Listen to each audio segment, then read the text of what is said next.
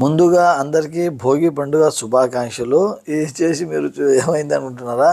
ఇది వచ్చేసి అందరూ ఇండియాలో భోగి పండుగకు బాగా ఎంజాయ్ చేస్తారు, ఫ్యామిలీతో ఎంజాయ్ చేస్తారు. అంటే మేము ఇక్కడ వచ్చేసి కువైట్లో భోగి మాదిరిగా ఫహం కాల్చుకోవాల్సి వస్తుంది. అంటే ఈ వింటర్ సీజన్లో కువైట్లో వాళ్ళు ఎక్కువ మంది బయట టెంట్ హౌసెస్కి డిజర్ట్స్ ఏరియాకి పోయేసి ఈ విధంగా చలిమంట కాల్చుకొని వాళ్ళు చలిమంట మాదిరిగా చేస్తారనమాట. ఇది వచ్చేసి మనకు ఇండియాలో కర్పూరం అంటారు కదా, లేకపోతే ఇది ఫ్లమింగో క్యూబ్స్ అంటారు, అది వేసుకోవాలా.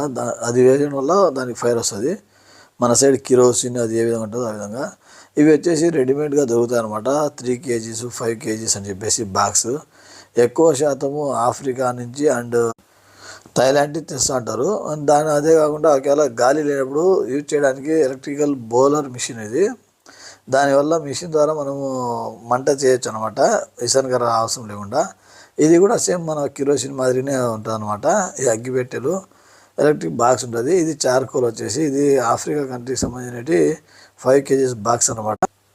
ఇవన్నీ వేసి దాంట్లో మనము నిప్పులు మాదిరిగా చేసిస్తే వాళ్ళు దాని మీద బర్గర్స్ కానీ ఫహమ్స్ కానీ అండ్ అట్లాంటి వాళ్ళు అంతా చేసుకొని తింటూ ఉంటారు. ఇంకా చలికాలం వచ్చింది అండ్ హాలిడే వచ్చిందంటే స్పెషల్లీ వాళ్ళు మిడ్ నైట్ వరకు కూర్చొని కాంచుకొని తింటానే ఉంటారు అనమాట. మనము అది అయిపోతా అంటే మనం చేస్తూ ఉంటారు.